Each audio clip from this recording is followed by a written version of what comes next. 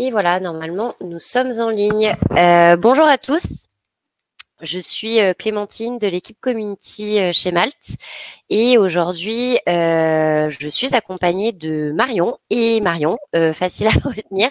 Donc Marion Toussaint, qui est consultante en création d'entreprise chez Goneo, donc à Lyon, et Marion Giroudon, qui est freelance, consultante en stratégie digitale, qui du coup vont animer cette session aujourd'hui sur le statut de micro-entreprise et est-ce que c'est un format qui vous correspond ou non.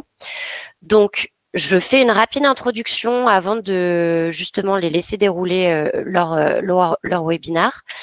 Sur le fonctionnement de ce webinar, il est enregistré. Vous le retrouverez en replay sur le site maltacademy.com. Donc, vous avez le nom là tout de suite sur l'écran. Il y aura un petit peu de retard sur le replay. Donc, si vous souhaitez avoir la présentation, pas de problème également pour vous la transmettre par la suite. J'ai les adresses mail de toutes les personnes qui se sont inscrites et connectées sur ce webinar. Donc, grâce au Marion, je vous l'enverrai par la suite. Rapidement aussi sur le fonctionnement, si vous avez des questions, je vous invite tous à bien le mettre dans la colonne questions du chat. Elles feront de tout ce qu'elles pourront pour essayer d'y répondre au fil de l'eau, mais sinon, on prendra un temps à la fin pour redescendre toutes les questions et pouvoir vous répondre. Donc, merci de bien discerner le chat pour nous dire si vous avez des problèmes pour nous entendre voir et ou la partie questions vraiment réservée aux questions. Et très rapidement sur les Malte Academy, qu'est-ce que c'est? C'est un événement en ligne que nous avons créé, donc Malte, société plateforme de mise en relation entre freelance et clients. Donc Malte, on est une communauté de 180 000 freelances pour environ 30 000 clients implantés en France, donc à Paris et à Lyon. Là, vous êtes sur un événement 100% lyonnais, même lyonnaise. Et on a implanté également en Espagne et en Allemagne. Donc pareil, pour toutes les personnes qui auraient des questions sur Malte, si vous souhaitez créer un profil, si vous avez un profil, comment fonctionne Malte, comment on trouve des missions, je vais indiquer mon adresse mail pour pas trop prendre du temps sur ce webinar. Je mets mon adresse mail dans la partie chat. N'hésitez pas du coup à me recontacter avec vos questions spécifiques sur la plateforme. Et puis sinon, je pense que j'ai fait le tour. Donc, je vais me mute, disparaître et je vous laisse et vous souhaite une très bonne Malte Academy à tous. Merci Clémentine pour cette introduction. Je me présente rapidement. Je suis Marion Toussaint, je suis consultante en création d'entreprise chez Goneo. Goneo, c'est un cabinet d'expertise comptable spécialisé dans l'accompagnement des entrepreneurs et des indépendants. On est surtout sur des freelances dans la prestation de services. Donc aujourd'hui, j'aurai la chance d'intervenir pour vous expliquer toutes les modalités de la micro-entreprise, vous faire un rappel rapidement sur le régime social, le régime fiscal, pour voir ensemble si la micro elle est toujours adaptée pour vous. On rebalayera ça ensemble et ensuite je laisserai la place à mon acolyte Marion qui va se présenter rapidement. Oui, alors bonjour à tous, je m'appelle Marion aussi, c'est pas un prénom très original aujourd'hui. Je suis à Lyon aussi, je suis freelance depuis un peu plus de 5 ans, donc je suis consultante en stratégie digitale et en parallèle de ça, j'ai aussi un blog et une chaîne YouTube qui s'appelle Super Freelance, dans lequel je partage pas mal de contenu pour vous aider à démarrer en freelance et à développer votre activité. Donc moi, j'ai fait le passage de la micro-entreprise à la société il y a un peu plus de 4 ans et donc aujourd'hui, je suis là pour vous raconter un peu pourquoi je l'ai fait, comment ça s'est passé et est-ce que c'est si terrible que ça? Est-ce que quand on est en société, on a vraiment beaucoup plus de boulot administratif? Je vous laisse le suspense, on en parlera après l'intervention de Marion. Super, merci Marion. Donc voilà, le but aujourd'hui, c'est vraiment de vous réexpliquer tous les tenants et les aboutissants de la micro et puis après de vous expliquer comment ça se passe si on fait la bascule en société. Donc aujourd'hui, on parle de régime de micro-entreprise. Donc juste pour petit rappel, la micro-entreprise, c'est l'ex-auto-entreprise. Donc beaucoup parlent de qui sont auto-entrepreneurs. Donc en fait, c'est juste que vous avez un régime qui est celui de la micro-entreprise. Et donc pour rappel, qu'est-ce que la micro-entreprise, ça implique? Donc, comme vous le savez, tout est basé par rapport à votre chiffre d'affaires. Donc, vos cotisations sociales et votre impôt sur le revenu va être basé sur votre chiffre d'affaires encaissé.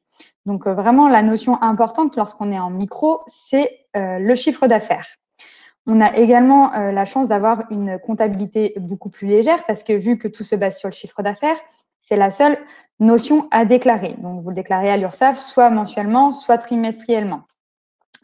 Et également, vous êtes en franchise de TVA, notamment au début lorsque vous commencez. Il y a potentiellement une bascule qui peut se faire au milieu. On en reparlera en fonction avec les seuils de chiffre d'affaires et de TVA notamment. Mais à la base, vous êtes en franchise de TVA, ce qui veut dire que vous ne payez pas de TVA, que vous n'en déduisez pas et collectez pas. Ensuite, la micro-entreprise, c'est adapté à toutes les activités. On a à la fois des activités commerciales, des activités artisanales ou libérales. Alors, juste, je vois que ça parle dans le chat. Si vous avez des questions, n'hésitez pas à les mettre dans la boîte à questions, comme Clémentine vous l'a dit. J'essayerai soit d'y répondre au fur et à mesure, soit j'y répondrai par la suite, par écrit, lorsque Marion continuera la présentation. Alors, en termes de régime social, donc c'est un point important. Lorsque vous êtes en micro-entreprise, vous êtes au régime TNS. Le régime TNS, c'est le régime des travailleurs non salariés. Donc, vous êtes affilié à la SSI qui est la Sécurité sociale des indépendants, qui est l'ex-RSI. Qu'est-ce que ça implique? Vos cotisations sociales, elles se calculent, comme je vous le disais tout à l'heure, par rapport à votre chiffre d'affaires. Donc, pour toutes les professions libérales, le taux, il est de 22% de votre chiffre d'affaires. Et pour les activités d'achat-revente, on est à 12,8%. Donc là, aujourd'hui, je vais vous parler beaucoup de chiffres. Donc, c'est une notion importante. Mais comme Clémentine vous l'a dit tout à l'heure, vous inquiétez pas, toute cette présentation pourra vous être envoyée. Donc, ne notez pas tous les chiffres. Toutes ces informations-là vous seront envoyées. Donc, les cotisations sociales, comme je vous le disais, de base, c'est 22% ou 12,8%. Tout est calculé par rapport à votre chiffre d'affaires. Par contre, si vous avez la chance d'avoir l'ACRE, l'ACRE, c'est une réduction de vos cotisations sociales. Donc, aujourd'hui, il y a une réforme de l'ACRE. Donc, si vous créez en ce moment, l'ACRE, c'est 11% de cotisations sociales à payer pour les professions libérales et 6,4% pour les activités d'achat-revente. Donc, on baisse le taux d'environ 50%. OK ? En termes de protection sociale, parce que bien évidemment, on a parlé du régime social et du coût des cotisations que vous allez payer, mais ces cotisations donnent droit à une protection sociale. Donc rapidement, est-ce que vous êtes couvert en micro-entreprise plus ou moins que sous une autre forme juridique telle que la société ou l'entreprise individuelle? Alors, non par rapport à un autre statut d'indépendant. Donc, je m'explique, pour les statuts tels que le URL, la SARL ou l'entreprise individuelle, lorsque vous êtes TNS, travailleur non salarié, vous avez la même couverture sociale. Par contre, si aujourd'hui vous êtes en SASU ou SAS, que vous êtes un régime d'assimilés salariés, il peut y avoir une différence. Donc, ça, c'est spécifique, mais en termes de micro-entreprise, vous n'allez pas avoir de distinction par rapport à un autre régime travailleur non salarié. Est-ce que vous avez le droit à des indemnités journalières en cas de maladie? Si vous êtes à la sécurité sociale des indépendants, vous y avez le droit, mais il y a 8 jours de carence. Par contre, si vous êtes à la CIPAV, eh ben non, vous n'avez pas d'indemnité journalière. Donc ça, c'est quelque chose à prendre en compte. Est-ce que vous avez le droit à une rente en cas d'incapacité et invalidité? Oui, vous y avez le droit. Et est-ce que vous cotisez pour votre trimestre de retraite? Oui, mais en fonction du chiffre d'affaires que vous faites. 12 000 € pour la prestation de service BIC et 9,7 €pour les BNC. Et est-ce que vous cotisez à l'assurance chômage? La réponse, elle est non. Mais ça, c'est pour tous les statuts juridiques à partir du moment où vous êtes entrepreneur à votre compte et indépendant, vous ne cotisez jamais à l'assurance chômage. Ça, c'est spécifique aux salariés qui ont un contrat de travail dans une entreprise. Alors, David, la question, comment recevoir le diaporama? Vous le recevrez à la fin de la présentation. Clémentine vous le fera parvenir. Alors, si vous êtes à la MDA et en micro-entreprise, je dois cotiser des deux côtés. Non, en fait, tout va être rattaché. La MDA va prendre le pli. C'est un statut à part. Donc, on a vu tout ce qui concernait le régime social. Maintenant, on va parler de la fiscalité de vos régimes fiscaux. Donc, la micro-entreprise, tout se passe par rapport à l'imposition sur le revenu. Alors, la slide est dense, il y a beaucoup de chiffres, mais en fait, ça va être assez simple. Il y a deux choix pour l'imposition sur le revenu, soit un abattement qui est fait par rapport à votre chiffre d'affaires, soit le prélèvement libératoire. Concernant l'abattement, si aujourd'hui vous avez un chiffre d'affaires de 10 000 euros, on va abattre un certain pourcentage pour calculer le montant sur lequel votre impôt sur le revenu va être calculé. Ce montant, il diffère en fonction de votre activité. Pour toutes les professions libérales, on aura un abattement de 34%. Pour les prestations de services commerciales et artisanales, on va avoir un abattement de 50%. Et pour les activités d'achat-revente, l'abattement, il sera de 71%. Donc, si on prend l'exemple de l'abattement de 50%, vous avez un chiffre d'affaires de 50 000 euros. Aujourd'hui, les impôts, ils vont vous appeler votre imposition sur le revenu sur une base de 25 000 euros. Donc, 50 000 euros moins 50% d'abattement. Voilà, ça sera le chiffre qui sera retenu pour les impôts. Il y a l'option du prélèvement libératoire. Cette option est assez intéressante parce qu'elle vous permet de réduire votre taux d'imposition sur le revenu. Mais ce prélèvement libératoire, il est lié par rapport à votre revenu fiscal de référence. Donc, ce qui veut dire que si votre revenu fiscal de référence est en dessous de 27 086 euros, c'est la part de quotient familial, vous avez le droit au prélèvement libératoire. Comment savoir si vous êtes éligible? C'est sur votre avis d'imposition. Il y a écrit un petit RFR, revenu fiscal de référence, et vous voyez le montant indiqué. Il faut bien le calculer par rapport au nombre de parts que vous avez dans votre foyer. Donc, si vous avez la chance d'avoir le prélèvement libératoire, le taux va être de 2,2% du CA pour les prestations de services et les professions libérales, de 1,7% pour les prestations commerciales et artisanales et de 1% pour les ventes de marchandises. Donc, ça va être calculé toujours sur votre chiffre d'affaires.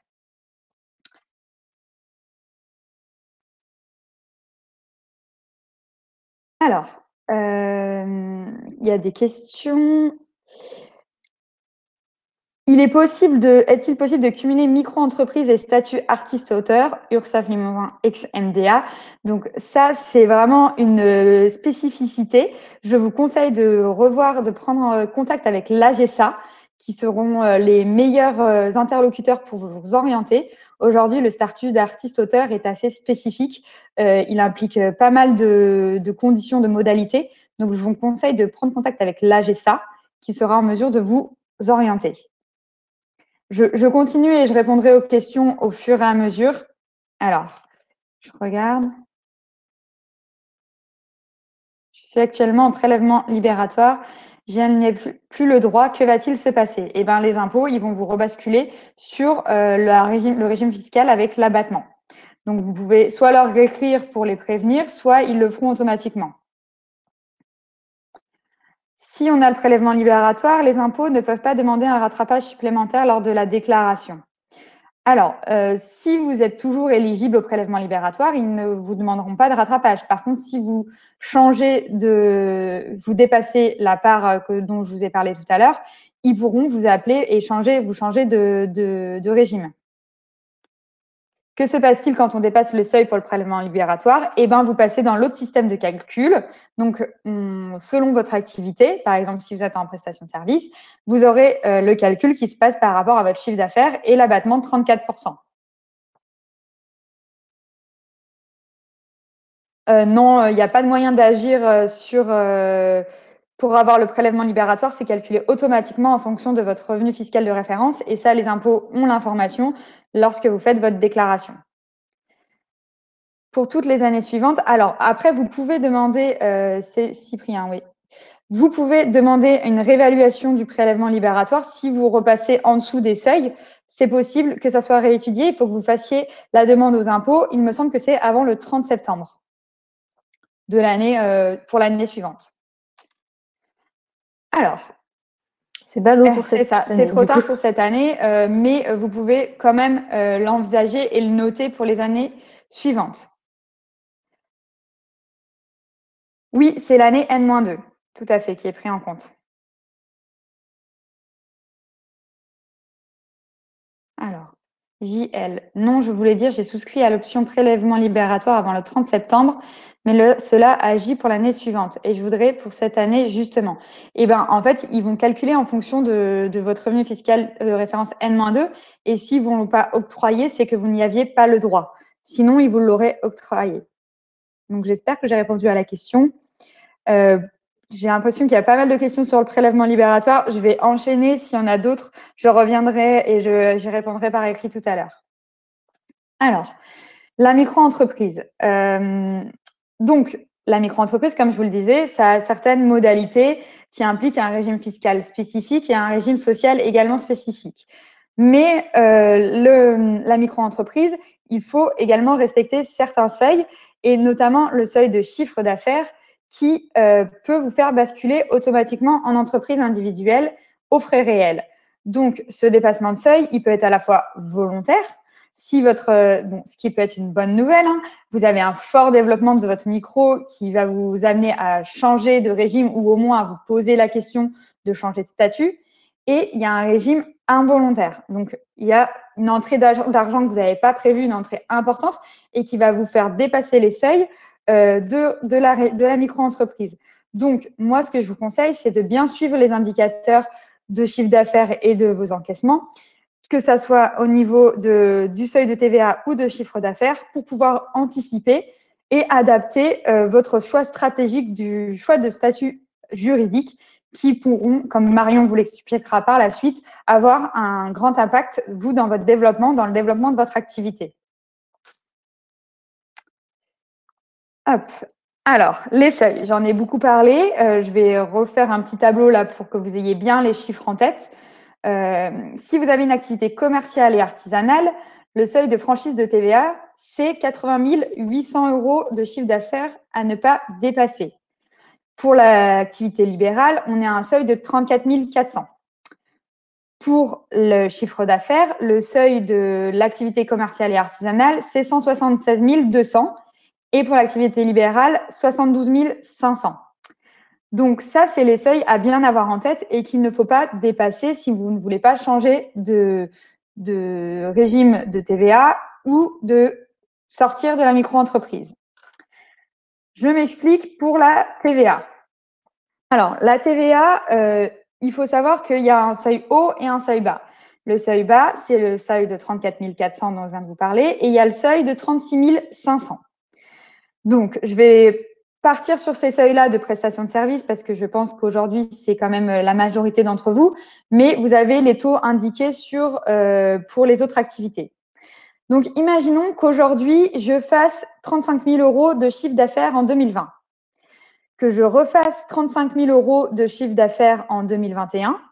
Cela veut dire qu'au 1er janvier 2022, je serai soumis à TVA. Donc ça, c'est le premier cas. Imaginons qu'en 2020, je fasse 35 000 €, qu'en 2021, je fasse 28 000 €. Et bien là, il n'y a pas d'impact. Je reste non soumis à TVA en 2022. Pour être soumis à TVA, il faut dépasser 2 années consécutives le seuil de 34 400. Mais si lors d'une de ces années, vous dépassez le seuil haut de 36 500, vous passez automatiquement, le mois en cours où vous dépassez, eh ben, vous êtes soumis à TVA. Donc, imaginons cette année, là, au mois d'octobre, je fais 37 000 € de chiffre d'affaires. Au 22 octobre, je fais 37 000, j'ai encaissé 37 000 €. Ça voudra dire que dès le 1er octobre 2020, je dois facturer avec de la TVA. Donc, il faudra reprendre vos factures émises depuis le 1er octobre en y ajoutant la TVA. Donc, c'est pour ça que je vous conseille vraiment de suivre ces indicateurs et d'anticiper tout ça, car soit vous baissez votre marge en rajoutant la TVA pour pas que ça impacte vos clients, soit vous leur refaites payer un montant supplémentaire. Donc, Pour éviter d'avoir à effectuer ce genre de petites manipulations, il est bien de l'anticiper pour pouvoir facturer tout de suite au bon prix à vos clients. Donc là, je vous ai fait l'exemple, j'espère que c'était clair, avec la prestation de service et le seuil bas à 34 400 et 36 500. Pour les activités d'achat-revente, on est sur un seuil bas à 85 800 et un seuil haut à 94 300. Alors, Luc, du fait du Covid, CA en baisse, le seuil pour valider les trimestres pour la retraite est-il resté le même en 2020? À ma connaissance, oui. Et ce sera une notion à vérifier. Je pourrais regarder de mon côté et vous faire un retour. J'ai mes coordonnées qui sont par la suite dans la présentation. Vous n'hésiterez pas à me contacter. Peut-on passer volontairement à la TVA sans avoir dépassé le seuil? Oui, c'est une option que vous pouvez demander d'être tout de suite soumis à TVA.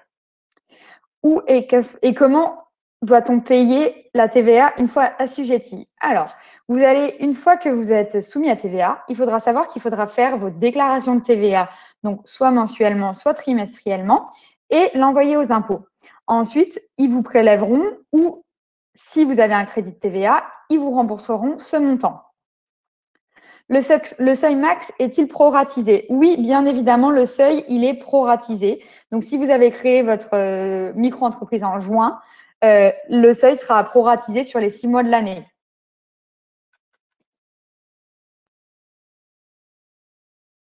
Alors, pour le chiffre d'affaires. Le chiffre d'affaires, le seuil pour la prestation de service, il est 72 500 € hors taxe. Et il est de 176 200 € hors taxe pour les activités d'achat-revente. Pour basculer dans le régime d'entreprise individuelle au régime réel, il faut le dépasser 2 années consécutives. Donc, je vous donne un exemple. Si, par exemple, cette année, je fais 75 000 € de chiffre d'affaires, que l'année d'après, en 2021, je fais 60 000, eh ben, en 2022, je serai toujours en micro-entreprise. Par contre, si cette année, je fais 76 000 et que l'année prochaine, je fais 80 000, le 1er janvier 2022, je serai automatiquement basculée en entreprise individuelle au régime réel. Alors, là, je vous ai fait un petit rappel de tout ce qui était la micro-entreprise, des seuils à bien respecter, à pas dépasser, que ce soit pour la TVA ou pour le chiffre d'affaires. Ça, c'est si aujourd'hui, vous estimez que la micro-entreprise est le statut juridique le plus adapté pour vous. Aujourd'hui, je vais vous exposer quelques petites raisons qui pourraient vous amener à faire un changement, à vous poser la réflexion, à vous poser les bonnes questions pour savoir si c'est vraiment le statut le plus adapté pour vous. C'est des pistes de réflexion. Toutes les réponses ne sont pas les bonnes et un statut juridique n'est pas forcément le meilleur. Ce que je veux dire, c'est qu'il y a plein de statuts, que tous sont très bien et qu'ils conviennent en fonction de votre activité, de ce que vous voulez faire, de votre développement, etc., etc. Donc, il n'y a pas de meilleur statut. Mais aujourd'hui, pourquoi on pourrait se poser la question de quitter le régime de la micro-entreprise? Déjà, automatiquement, si vous faites un chiffre d'affaires qui dépasse les seuils autorisés, là, vous serez dans l'obligation de changer. Si vous vous rendez compte que vos charges déductibles sont importantes, si vous avez beaucoup d'investissements à faire, si vous avez des achats de matériel, etc., vu qu'aujourd'hui, vous ne déduisez pas vos frais en micro-entreprise, vous allez payer, notamment votre imposition sur le revenu, un montant de charge qui va être calculé sur un montant hypothétique, enfin sur le montant de votre chiffre d'affaires, mais ça ne sera pas réellement le montant que vous allez percevoir en revenu. Donc, parfois, ça peut être un peu frustrant. Donc, c'est très intéressant la micro-entreprise lorsque vous avez très peu de charges. Mais à partir du moment où vous avez un peu de charges, le régime n'est plus forcément adapté. Également, si aujourd'hui vous êtes à Pôle emploi et si vous percevez des allocations chômage, vous pouvez, il est possible de jouer avec les deux, mais c'est plus compliqué. Par exemple, en SASU, vous pouvez avoir des PV de non-rémunération qui font qu'on dit que la société ne va pas vous rémunérer pendant 2 ans le temps de vos droits Pôle emploi et vous pouvez du coup mettre tout en réserve dans la société et vous faire des réserves pour la suite. Alors qu'en micro-entreprise, vous êtes obligé de déclarer mensuellement ou trimestriellement votre chiffre d'affaires, ce qui va jouer tout de suite sur votre Pôle emploi. Donc, vous continuerez à toucher des allocations en fonction du montant touché, mais vous allez faire le yo-yo. Le Pôle emploi vous complétera ou ne complétera pas en fonction du montant que vous recevez chaque mois et décalera vos droits. Mais si aujourd'hui vous voulez laisser toutes les chances possibles à votre société de prospérer et que vos allocations chômage vous suffisent, c'est aussi par exemple en SASU. On dit que vous ne vous rémunérez pas et que tout ce que vous touchez, vous le laissez en réserve dans la société. C'est des choses, des optimisations qui sont possibles en société. Pour les impôts, si vous n'êtes plus vous n'avez plus le droit au prélèvement libératoire, ça peut être intéressant aussi de vous poser la question. Parce que le prélèvement libératoire, c'est très intéressant, mais à partir du moment où vous n'y êtes plus et que vous avez beaucoup de frais, comme on en discutait tout à l'heure, eh ben, vous allez payer un montant qui peut être élevé vis-à-vis de ce que vous avez touché réellement. Mais pareil, là, c'est des questions à se poser au cas par cas. Ça va dépendre de votre activité, de vos chiffres, etc. Je vous donne les grandes lignes. C'est des pistes de réflexion que vous pouvez vous poser par la suite. Et en termes de patrimoine également, si vous voulez faire une distinction entre votre patrimoine professionnel et votre patrimoine personnel, ça peut être intéressant de vous poser la question de basculer en société. Car en micro-entreprise et en entreprise individuelle, comme vous le savez, vous êtes une entreprise individuelle qui est rattachée à votre personne physique. Il n'y a pas de distinction de patrimoine. Alors qu'en société, on crée une personne morale, une entité distincte et il y a bien une séparation. Alors, oui, on parle également du changement de régime fiscal et du maintien du régime juridique. Par exemple, vous dépassez les seuils de chiffre d'affaires 2 années consécutives et vous passez en entreprise individuelle. Est-ce qu'il y a un changement au point de vue juridique? Non, car vous restez sur le même statut. Vous passez en entreprise individuelle. Je rappelle, peut-être que ce n'est pas clair pour tout le monde, mais la micro-entreprise, c'est une forme d'entreprise individuelle. C'est un régime spécifique, mais vous êtes en entreprise individuelle au régime de la micro-entreprise. Mais il n'y a pas de changement. Vous restez sur le même statut juridique, avec le même numéro de SIRET, etc. Mon conseil aujourd'hui, c'est que la perte du régime microfiscal, l'assujettissement à la TVA et les autres conséquences que vont entraîner une comptabilité plus importante, ça va impliquer une plus grande responsabilité pour vous en tant qu'entrepreneur.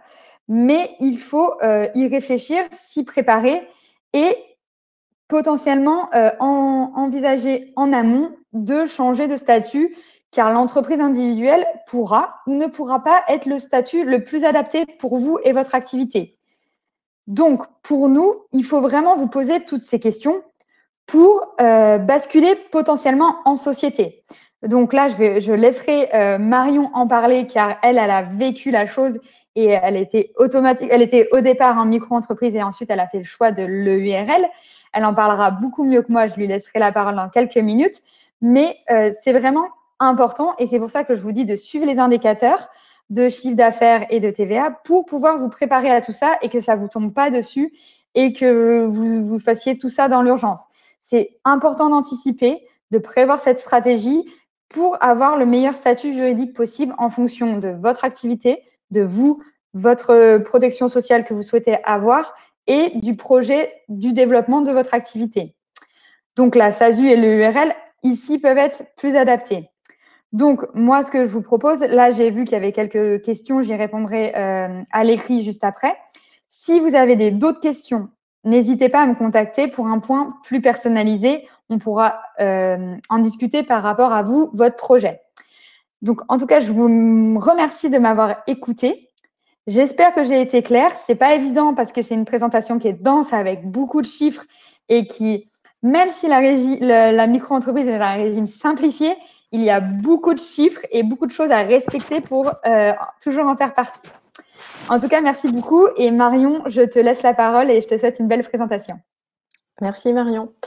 Alors, Marion de nouveau. Donc moi, je vais plutôt vous raconter mon expérience, puisque en fait, là, je suis un peu dans votre chaise, hein. Je suis freelance depuis plusieurs années. J'ai commencé en auto-entreprise, puisque ça s'appelait comme ça à l'époque, et j'ai basculé en URL. Alors, comment ça s'est passé pour moi? Ben, en août 2015, j'ai quitté le poste que j'occupais en salarié, et donc j'ai créé une auto-entreprise. Comme j'avais des droits à Pôle emploi, j'ai eu la possibilité d'utiliser l'ACRE. L'ACRE, à l'époque, elle était encore plus intéressante que celle qui existe aujourd'hui, puisque aujourd'hui, pendant un an, vous payez 50% des cotisations au lieu de 100%, alors qu'à l'époque, on avait une ACRE qui durait 3 ans et on mettait 3 ans à arriver au taux plein. Donc ça, c'était vraiment très cool. Donc août 2015, ma première année allait jusqu'à décembre 2015. Et donc janvier 2016, hop, on repart de zéro pour le chiffre d'affaires. Donc en gros, j'avais la possibilité de faire 33 000 euros de chiffre d'affaires, puisque c'était le seuil de chiffre d'affaires à l'époque pour la prestation de service en auto-entreprise. En mai, juin, mon activité, elle marchait bien. Donc j'ai commencé à me dire que le plafond était pas loin et qu'il allait falloir que je réfléchisse à la suite. Et par la suite, en fait, il y en avait plein des options. Il y avait l'option d'aller sur quelque chose comme le portage salarial ou la coopérative d'entrepreneurs, qui vous donne un statut salarié, mais qui coûte hyper cher, puisque en gros, entre votre chiffre d'affaires et le salaire net qui vous est versé, ben, vous perdez à peu près la moitié. Et puis moi, ça ne m'a pas paru une bonne solution parce que je me suis dit que ça allait entraîner des lourdeurs. Moi, je travaille avec plein de petits clients réguliers. Je fais 10-15 factures tous les mois. Donc, ça me paraissait trop lourd d'avoir un tiers qui se mettait au milieu pour le lien administratif. Donc après, ce qui me restait surtout, c'était de choisir, comme vous le disiez Marion tout à l'heure, entre la SASU ou le URL. Moi, j'ai choisi le URL parce que ça me convenait mieux. Je voulais pouvoir me rémunérer de façon régulière tous les mois. Voilà, donc en août 2016, j'ai créé le URL. Ça a pris quelques semaines à se mettre en place. Bon, c'était l'été, donc forcément, les tribunaux de commerce étaient un petit peu plus lents. Mais voilà, donc au bout d'un an, je suis passée au statut URL et je m'en faisais toute une montagne à ce moment-là. J'avais l'impression que tout allait être beaucoup plus compliqué, que ça allait me demander beaucoup plus de travail. Et alors finalement, c'est pas vraiment aussi compliqué qu'on veut bien le croire. Donc voilà, il faut d'abord pouvoir faire un choix entre les différents statuts qui sont possibles. Et ça, c'est bien de se faire accompagner par quelqu'un qui connaît bien tous les pourcentages, quelqu'un qui va pouvoir vous faire une simulation et voir en fonction du chiffre d'affaires que vous réalisez, mais aussi en fonction de toutes les dépenses qui sont entraînées par votre activité. Et en fait, là, je crois que vous venez de vous rendre compte qu'il y en a pas mal. Il y a les commissions des plateformes de freelance, il y a les frais de déplacement, les frais de restauration, par exemple, les outils que vous avez utilisés, tous les abonnements, je sais pas, les outils métiers. Il y a le matériel, il faut changer de façon régulière votre ordinateur, votre téléphone, vos abonnements Internet, vos abonnements mobiles. En fait, il y a plein de dépenses que vous avez pour votre activité de façon régulière que vous pourriez déduire si vous étiez en société. Donc, c'est important. À ce moment-là, je pense que le meilleur interlocuteur, c'est vraiment un comptable, de savoir, en fonction de cette situation-là et de vos objectifs, notamment en matière de protection sociale, de bien choisir le statut qui est le plus adapté à votre situation, parce qu'il n'y a pas un statut idéal, hein, il dépend vraiment de vous, en fait. Voilà, donc moi, j'ai choisi mon statut.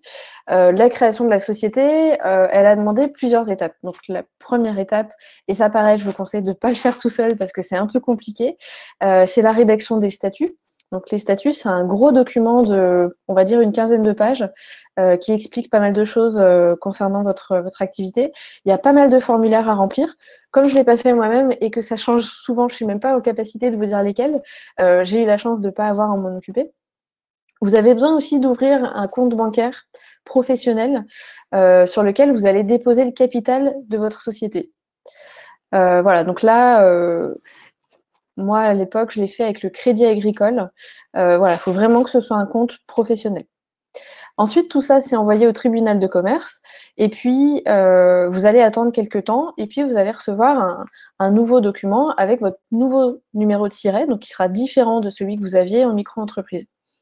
En parallèle, il y a deux choses qu'il faut faire aussi, c'est demander aux impôts un numéro de TVA, parce que maintenant, vous allez devoir la collecter et la reverser, et vous allez aussi pouvoir la récupérer. Et puis, puisque vous aviez une micro ou une auto-entreprise, il faut faire en sorte que elle soit fermée, puisque vous n'allez plus vous en servir. Voilà, donc il y a pas mal de petites étapes à suivre. Je pense qu'on a vite fait de faire une erreur ou d'oublier quelque chose, donc vraiment, faites-le pas tout seul, vous n'aurez pas très envie. Alors pour moi, en tant que freelance, les différences que je vois entre avant, donc quand j'étais en micro-entreprise et après, c'est que bon, avant, on n'a pas forcément besoin d'un expert comptable parce que, la micro-entreprise, c'est un statut qui est très simplifié. Vous avez pas grand-chose à faire, si ce n'est, voilà, déclarer tous les mois ou tous les trimestres votre chiffre d'affaires. En revanche, quand vous êtes en société, c'est obligatoire. C'est obligatoire parce que, déjà, vous avez l'obligation légale chaque année d'avoir un bilan qui est certifié par un cabinet d'experts comptables, qui sera transmis à tous les organismes qui en ont besoin. Voilà, ça c'est obligatoire. Vous pouvez pas le faire vous-même, c'est pas possible. Et puis, vous avez quand même un peu plus de démarches parce qu'il faut faire les déclarations TVA de façon régulière. Donc, voilà, c'est mieux d'être accompagné par un comptable tout au long de l'année et pas simplement demander à un comptable chaque fin d'année de faire votre bilan. Donc, au niveau du bilan, justement, il est réalisé par un cabinet comptable, alors que quand on est en micro-entreprise, on a juste besoin d'un registre des dépenses et des recettes. Et ça, la majorité de vos outils de facturation, ils vont vous proposer de le faire. Alors du coup, Alexia qui demande, ça coûte combien par mois environ les services d'un expert comptable? Marion, je pense que pour vous, c'est pareil, mais en général, on est autour d'une centaine d'euros par mois. Oui, oui, ça dépend vraiment, en fait, on va dire, de l'accompagnement que vous avez, de ce que fait le comptable pour vous, des outils qu'il vous met à disposition, et puis également de sa spécialisation. Donc, il y a des comptables beaucoup plus classiques. Marion, toi, ton comptable, comme nous, ce qu'on fait, on est plutôt sur du plus moderne, etc., avec des spécialisations vraiment sur une typologie d'activité. Donc, on arrive à avoir des prix plus accessibles et plus adaptés aux nouveaux créateurs. Ouais. Alors, je vois une question de Jennifer qui dit pourquoi se restreindre au choix entre SASU et URL? Il y a d'autres formes comme la SAS. En fait, la SASU, c'est la SAS pour une seule personne, actionnaire unique. Et le URL, c'est la SARL pour une seule personne, tout simplement. Il y a pas, en fait, il n'existe pas 15 possibilités pour créer une société. Alors, donc, on a parlé des bilans, de l'expert comptable. Alors, vos déclarations, moi, quand j'étais en auto-entreprise, je les faisais une fois par trimestre. Donc, je déclarais le chiffre d'affaires que j'avais encaissé sur le trimestre qui venait de passer. Alors que là, en fait, je ne fais plus rien. C'est mon comptable qui le fait. Il a des déclarations à faire après le bilan, en fait, auprès de plusieurs organismes. Et moi, tout au fil de l'année, je paye des acomptes. Et tout ça, c'est régularisé à la fin. Mais en fait, je ne fais pas les déclarations. Alors, au niveau des cotisations, pareil, avant, quand j'étais en auto-entreprise, je les payais une fois par trimestre. Je les payais à quelque chose qui s'appelle le RSI. Pour ceux qui ne connaissent pas, ça n'existe plus, en fait. Le RSI collectait les cotisations de la majorité des indépendants et notamment des auto-entrepreneurs. Et maintenant, le régime social des indépendants a été fusionné en fait avec la sécurité sociale classique, en fait, le régime général auquel sont affiliés les salariés. Alors qu'aujourd'hui, j'ai 2 organismes qui prennent des acomptes en fait sur mon compte. Il y a donc l'URSSAF et il y a la CIPAV qui est ma caisse de retraite. Mais voilà, ça c'est par acompte et encore une fois, c'est le comptable qui fait les déclarations. Et lorsque j'étais en auto-entreprise, si j'achetais quelque chose, je ne pouvais pas récupérer la TVA. Et lorsque je facturais mes clients, je les facturais hors taxe. Alors que maintenant, je suis en société. Lorsque je facture un client, je lui facture toujours la TVA que je rends à l'État ensuite. Et par contre, lorsque j'achète quelque chose, je récupère la TVA. Par exemple, quand j'achète un ordinateur, peut-être que hors taxe, il coûte, je sais pas, 1 200 € et donc avec la TVA, ça fait peut-être 1 500. Moi, c'est comme si j'avais payé que 1 200 €. Et donc, c'est pareil au niveau des dépenses que je peux avoir pour mon activité, que ce soit l'achat de matériel, l'abonnement à des logiciels, l'abonnement de mon téléphone, par exemple. Je peux le déduire aujourd'hui, alors que ce n'était pas le cas quand j'étais en micro-entreprise. Et là, c'est intéressant parce qu'en fait, moi, ce que je constate, c'est qu'en micro-entreprise, j'avais du mal à dépenser pour mon activité parce que c'est comme si l'argent sortait directement de ma poche. Alors que là, l'argent que je dépense pour mon activité, je sais que je ne vais pas être taxée dessus. Donc, c'est pas du tout le même fonctionnement. Et du coup, ça me permet de moins hésiter quand j'ai besoin d'investir sur quelque chose. Alors du coup, quand vous vous dites ça y est, je crée ma société, il faut bien vérifier plusieurs choses. Déjà, votre siège social, il faut que vous le choisissiez bien parce que lorsque vous êtes en société, si vous déménagez, si vous changez de siège social, vous allez avoir des frais d'enregistrement à repayer, donc c'est un peu dommage. Donc moi, j'ai mis mon siège social à mon domicile. Voilà, j'en ai profité 4 ans, j'ai déménagé il y a quelques semaines, donc j'ai dû faire un changement de siège social qui a dû me coûter environ 400 euros.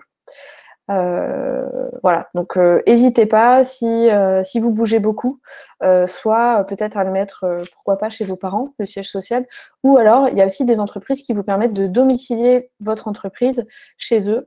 En général, ça coûte 30 à 40 euros par mois et ça peut être intéressant. Vérifiez bien que vous êtes enregistré au bon statut. Moi, c'est un truc qui m'est arrivé. Le tribunal de commerce, par erreur, m'avait enregistré en tant qu'artisan commerçant et pas en tant que profession libérale.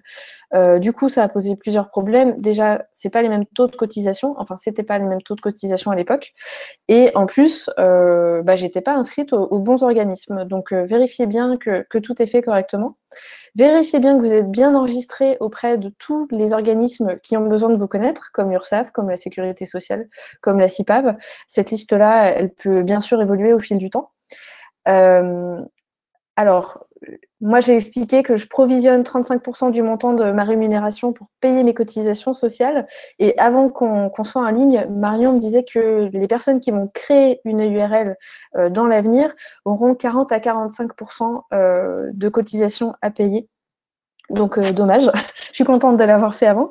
Mais en tout cas, c'est très important parce que quand vous êtes en micro-entreprise, en gros, vous déclarez j'ai fait 1 000 euros de chiffre d'affaires, donc puisque mon taux de cotisation, c'est 22%, hop, tout de suite, je paye 220 euros.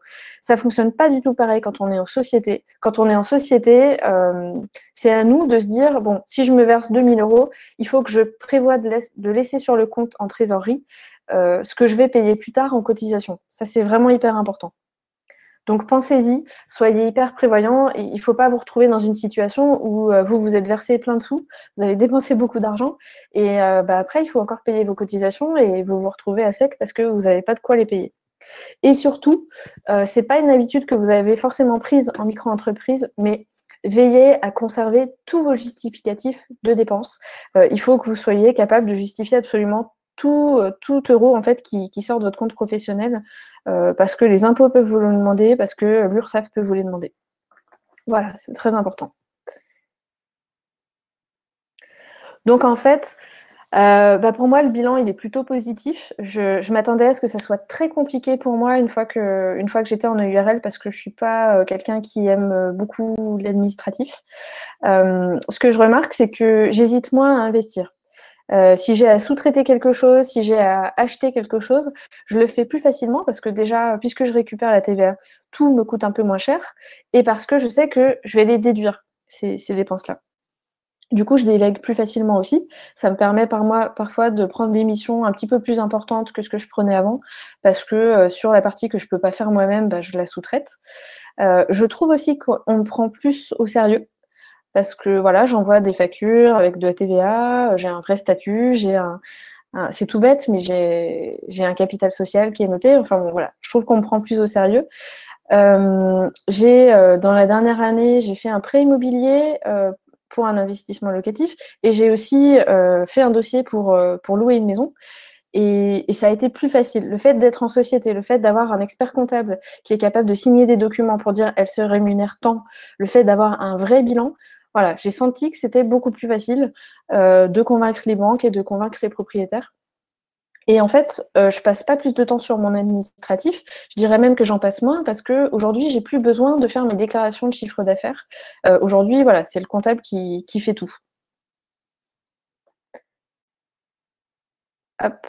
Voilà, donc moi, c'est mon témoignage. Évidemment, la situation que j'ai vécue n'est pas forcément celle que vous allez vivre, mais ça vous permet de vous rendre compte. Moi, j'étais assez angoissée par l'idée de devoir changer de statut, parce que c'est vrai que la micro-entreprise, c'est relativement facile. Mais franchement, voilà, il faut se faire bien accompagner et puis il faut se détendre. C'est vraiment pas aussi compliqué que ce qu'on peut avoir en tête. Alors du coup, je vois qu'il y a pas mal de questions. Faire de la prestation en micro-entreprise pour pousser la question de Lucie. Engager quelqu'un en micro-entreprise. J'ai répondu par écrit, Marion. Ah bah super. Il reste que la question de Sophie. Sophie Lefebvre. Ouais. Faire de la prestation en micro-entreprise. Je comprends pas la question, Alors. Sophie. Et alors, Cyprien, je pense que c'est adressé à moi. Quel est ton CA? Environ 100 000 par an. Sophie, oui, en fait, c'est pour rebondir à la question de Lucie, où je disais que vous pouvez en micro-entreprise embaucher quelqu'un, mais ce n'est pas forcément intéressant parce que, comme on vous le disait, en micro-entreprise, vous déduisez pas vos charges. Donc là, vous allez, pareil, payer des cotisations, de l'imposition sur le revenu pour un montant que vous n'allez pas réellement toucher parce que vous allez payer un salarié et donc ça sera pas comptabilisé pour vous. Donc, pareil pour faire de la prestation de service. En fait, si vous avez quelqu'un que vous embauchez en prestation de service, vous ne pourrez pas le déduire de vos charges. C'est le même principe. En fait, en micro-entreprise, dès que vous avez des investissements à faire, c'est pas intéressant. Bah, en fait, ça rejoint un peu ce que dit JL dans beaucoup de... JL, je sais pas, Jean-Luc, ou dans beaucoup de nos métiers, en fait, on a très peu de dépenses. Et la micro-entreprise, pour moi, elle ne peut être intéressante que si on ne dépense pas beaucoup d'argent. Exactement. Alors, Jessica, pour les micro-entreprises, il faut payer environ 23% de ce qu'on facture. Comment est-ce que ça fonctionne pour les EURL? Est-ce qu'on paye par rapport à ce qu'on facture ou est-ce qu'il y a des sommes préétablies? Bah, c'est pas du tout le même fonctionnement. En fait, en micro-entreprise, c'est ce que Marion a expliqué tout à l'heure.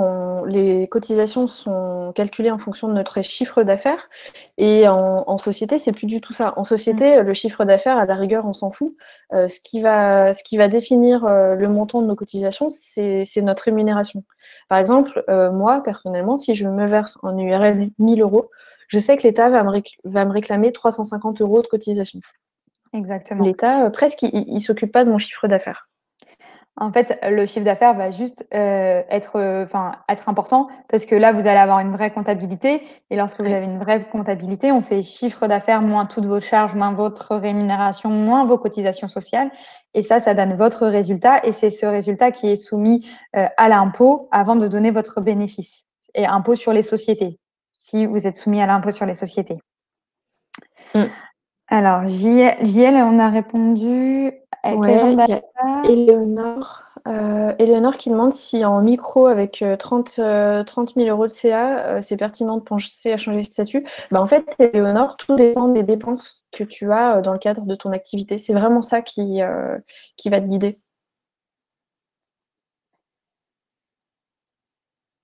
J'ai l'impression que si on a très peu de charges, il faut être beaucoup plus haut que le plafond de la micro-entreprise pour que l'EURL soit intéressante. Pas forcément, en fait, Julien, ça va vraiment dépendre, comme je vous le disais, de pas mal de critères. C'est également vous en termes de volonté que vous avez, comme disait Marion, de légitimité, enfin d'être pris au sérieux. Parfois, la société a beaucoup plus d'impact que la micro-entreprise.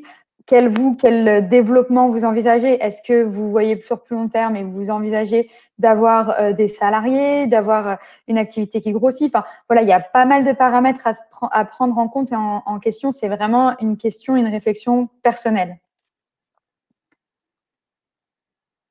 Ouais, je crois qu'il y a encore pas mal de questions. Alors, Théo qui demande quelles sont les grandes différences entre l'EIRL et le URL. Je pense que tu sauras mieux répondre que moi. C'est surtout l'EIRL, c'est une entreprise individuelle à responsabilité limitée. Donc, même si vous avez le choix de l'IR et de l'IS, la différence, elle n'est pas très. Enfin, c'est juste que là, sur l'une, vous êtes sur une entreprise individuelle et l'autre sur une société. Il n'y a pas de différence majeure, en fait, parce que dans les deux, vous pouvez choisir des options fiscales à l'IR, l'impôt sur le revenu, pardon, et à l'IS, impôt sur les sociétés. Donc ça, faudrait qu'on en discute par rapport à vous, votre activité, vos choix spécifiques d'imposition, car dans les deux statuts, il y a des possibilités différentes. Alors, question de Sophie qui demande si le portage c'est vraiment une mauvaise option parce qu'on peut déduire des charges et qu'on renouvelle ses droits au chômage. Alors, je pense qu'il faut prendre en portage ou en coopérative, il faut prendre en compte la question financière. La protection sociale, elle a de la valeur, mais il faut aussi réfléchir au côté pratique. Moi, dans mon cas, c'est inenvisageable de mettre à chaque fois un tiers entre mes clients et moi parce que voilà, pour moi, c'est trop lourd.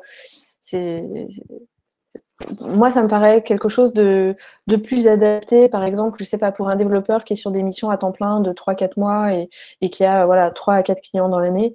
Moi, dans mon cas, où j'ai pas mal de contrats récurrents avec des clients, mais ouais, voilà, je suis sur une quinzaine de factures par mois, ça me paraît pas du tout pertinent.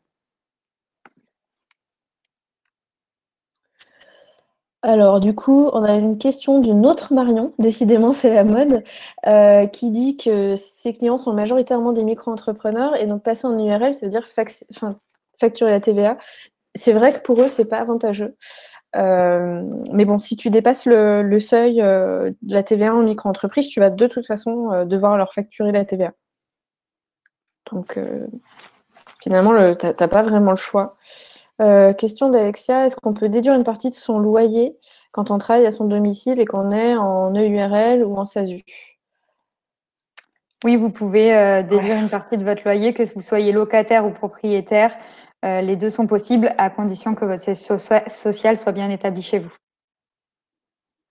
Et Jessica, du coup, on t'a pas assez aidé par notre question. Tu dis on peut décider de ne pas verser son argent sur son compte perso et l'investir. Du coup, quel est le taux d'imposition sur les sommes versées sur votre compte perso? 35%. Ben, en fait, ta rémunération, c'est ce que tu vas verser de ton compte professionnel à ton compte personnel. Si tu décides de rien verser, 35% de zéro, c'est zéro, quoi. Oui, en fait, sais pas si ça t'aide. ce qu'il faut bien comprendre, en fait, en société par rapport à la micro-entreprise, en micro-entreprise, il n'y a pas de distinction entre vous et l'entreprise. Vous êtes la même personne. Là, en société, c'est ce que vous allez facturer, ça va rentrer dans le compte de la société. Et vous, en tant que chef de l'entreprise, de la société, vous allez vous rémunérer. Donc, en fait, c'est la société qui va vous donner une rémunération. Et c'est cette somme-là, c'est sur cette somme-là qu'on calcule les cotisations sociales. Donc, comme disait Marion, elle fait un certain montant de chiffre d'affaires et elle décide de se rémunérer tant. Et par exemple, si elle prend 1 000 euros, elle va bien mettre de côté, provisionner ses cotisations sociales, car c'est sur ces 1 000 euros-là que les cotisations seront appelées. J'espère que là, c'est plus clair. Je pense que c'est plus clair. Alors, Daphné qui demande si on peut combiner une activité en micro-entreprise et facturer en portage salarial quand le seuil du chiffre d'affaires est dépassé. J'ai un copain qui faisait ça. Je ne sais pas trop si c'est toujours quelque chose qui est possible. Alors, en fait, officiellement, il est possible de cumuler micro-entreprise et portage salarial. Par contre, je ne suis pas sûre que ça soit intéressant parce que, enfin, à étudier. Et puis aujourd'hui, il n'est pas possible d'avoir deux statuts pour faire la même activité. Donc, c'est un peu compliqué. Enfin, je ne suis pas sûre aujourd'hui que ça soit vraiment la meilleure solution. Ouais, puis du coup, c'est un petit peu bizarre vis-à-vis des clients aussi, je pense. Exactement. On n'a pas une uniformité, une unité qui fait que c'est, je pense, très sérieux. Très sérieux. Mm.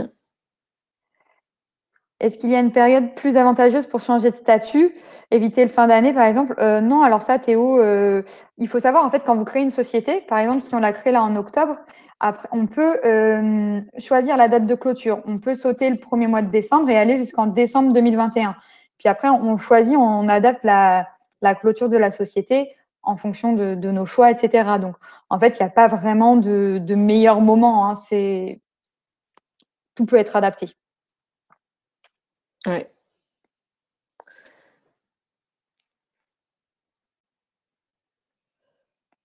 Alors, Julien qui demande si, en gros, un salarié et un indépendant qui se rémunèrent ou sont rémunérés 2 000 euros par mois pendant toute leur vie, est-ce qu'ils vont avoir la même retraite? Est-ce qu'on a une idée de la différence? Ben non, ils vont pas du tout avoir la même retraite, malheureusement. Moi, je ne sais pas quantifier la différence, mais quand on est indépendant, de toute façon, voilà, on sait qu'on a une protection sociale pourrie et que c'est notre responsabilité de compenser par notre épargne, par nos investissements. Après, la différence, je ne sais pas, ça doit dépendre du statut, j'imagine. En fait, ça va surtout dépendre de s'il y a des contrats complémentaires qui sont mis en place, etc., etc. Mais là, on est sur un vrai sujet important et les spécialistes, c'est les assureurs en protection sociale. Et généralement, il faut vraiment faire le point quand on se lance, quand on est sur des sujets tels quels. Il faut faire attention, bien se faire accompagner pour avoir la meilleure protection sociale adéquate et celle qui nous convienne aussi, parce que ça, comme pour beaucoup de choses, ça reste très personnalisé parce que, par exemple, entre Marion et moi, on n'aura pas du tout le même besoin en protection sociale, ça ne nous coûtera pas la même chose, même si sur le papier, on peut avoir des profils similaires. En fait, ça dépend de votre santé, de votre foyer, il y a plein de choses qui sont prises en compte et ça, c'est faire le point individualisé avec un assureur en protection sociale qui saura bien vous orienter. Si vous avez besoin d'un contact, je pourrais vous en passer un, sans aucun problème. Et du coup, Marion, la troisième, qui est dans le chat, qui demande comment savoir s'il vaut mieux rester en micro ou passer en société. Les deux critères principaux pour moi, c'est ton chiffre d'affaires et tes dépenses. Là aussi, n'hésite pas à contacter donc l'autre Marion pour qu'elle puisse étudier ta situation et faire des calculs pour voir ce qui est le plus rentable pour toi. Et Mathis, pour créer la micro-entreprise, c'est très simple. Il suffit d'aller sur le site de l'URSSAF et de remplir le formulaire et la micro-entreprise est très rapidement créée. C'est des démarches ultra simplifiées. Ouais, c'est ça prend une dizaine de minutes et puis le ciré arrive en à peu près une semaine. Et Valériane qui nous dit: je viens de me mettre en auto-entrepreneur, j'ai des clients réguliers, mon allocation chômage est impactée et réduite. Déjà, bravo, c'est une bonne nouvelle. Je me tâte entre l'ARS et passer en SASU. Ouais, c'est très perso ça comme. Ouais, alors Valériane, en fait, tout va dépendre de vos projections, de qu'est-ce que vous voulez faire par la suite. Voilà, c'est une question personnalisée aussi. C'est compliqué de vous répondre là maintenant parce qu'il n'y a pas de bonne solution. En fait, ça va dépendre vraiment de vous, de ce que vous souhaitez faire et de votre activité. Alors, je vois qu'il y a des questions dans le chat. Vous êtes vilain, vous n'écoutez pas Clémentine. Il faut les poser dans les questions. Alors, Arthur qui demande combien il faut compter en charge annuelle, comptable, tenue de compte bancaire. Alors, moi, je vais te donner ce que je paye moi perso. Je paye 1 200 € par an pour mon cabinet comptable. Qui est partenaire de Goneo, donc ils utilisent les mêmes outils, c'est hyper pratique, tout est en ligne, je peux gérer mes factures, c'est connecté à mon compte bancaire. Voilà, donc 1 200 €, donc 100 € par mois.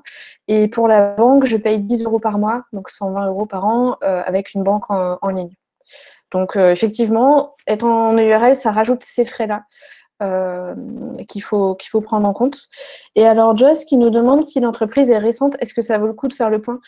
Oui, parce que la majorité des gens se lancent en micro-entreprise et ils n'ont pas forcément réfléchi. Ils ne savaient pas forcément quel chiffre d'affaires ils allaient faire avant. Ils ne savaient pas forcément quelles dépenses ils allaient avoir. Donc voilà, la micro-entreprise, c'est souvent le choix naturel quand on se lance, mais tu peux très rapidement faire le point pour être sûr que ça te convient toujours. Et Claudine qui demande si Goneo est uniquement à Lyon. En fait, comme vous êtes en ligne. Ouais. On est mis en ligne, mi physique. On a des clients qui sont également sur toute la France et aujourd'hui avec la situation actuelle, on passe pas mal par la visio. Est-ce qu'on a bien répondu à toutes les questions? Ok. Il y en a encore une. Connaissez-vous des ressources fiables sur Internet qui expliquent comment calculer nos revenus en société pour faire la comparaison avec notre statut de micro? Alors, généralement, moi, ça, c'est des choses que je peux faire en rendez-vous directement avec la personne. Je fais sur moi mes chiffres, mes tableaux, mais j'en connais pas sur Internet aujourd'hui de disponibles. Enfin, il y en existe sûrement, mais j'en connais pas. Enfin, c'est pas ce que j'utilise. Je sais pas toi si Marion, tu en connais. Non. Non, moi j'ai essayé de faire mes petits calculs aussi sur mes Excel. Ouais. Rien ne vaut un bon Excel, généralement. C'est ça. Ouais. J'ai l'impression qu'on a répondu à toutes les questions. Ouais, on a fait pas mal le tour là. Je pense qu'effectivement, là, vous avez balayé toutes les questions. Peut-être rappeler vos coordonnées pour les personnes qui souhaiteraient vous contacter. Ouais. Dans le chat ou dans le chat? Dans le chat, ouais, comme ça, tous les participants ont le temps de les récupérer. Ouais. Que ce soit via LinkedIn ou email, comme vous préférez. Et puis, parfait, je vois que Marion l'a mis. Et puis, pour conclure, merci en tout cas à vous deux. C'était vraiment top, très clair, très intéressant. Merci également à tous les participants d'avoir raccourci leur pause déjeuner pour suivre du coup cette Malte Academy. Et donc pour rappel, ça a été enregistré. Ce replay sera disponible sur le YouTube de Malte, donc Malte Community sur YouTube. Et ou sur le site Malte Academy, malte-du6academy.com. Qu'est-ce que je peux vous dire d'autre? Si vous voulez revoir tous les replays, proposer un talk, pareil, rendez-vous sur le site Malte Academy. Et pour les personnes qui souhaiteraient récupérer la présentation, dès que vous me l'envoyez, les Marion, moi je la fais suivre par email, il n'y a pas de souci. Donc soit fin de journée, soit demain.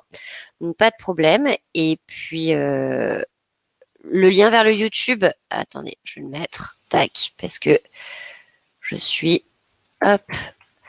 Alors, lien vers le YouTube. Normalement, dans la barre de recherche, vous tapez Malte Community et du coup, vous avez toutes nos vidéos YouTube. C'est Malte France. Hop, je vous le mets dans le chat. Tac. Voilà, vous avez le lien YouTube. Et écoutez, pour moi, c'est bon. Je vois qu'il y en a qui sont rapides. J'ai déjà un mail de Luc sur les seuils de trimestre dans ma boîte mail. Allez, voilà, nickel. Est-ce que vos contacts sont dans la présentation ou pas? Pas pour moi.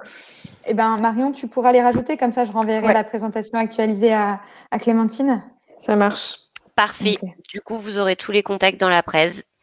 Et écoutez, bon après-midi à tous. Et à bientôt. À bientôt. Merci Clémentine. Au revoir. Pas de souci. À bientôt. Au revoir.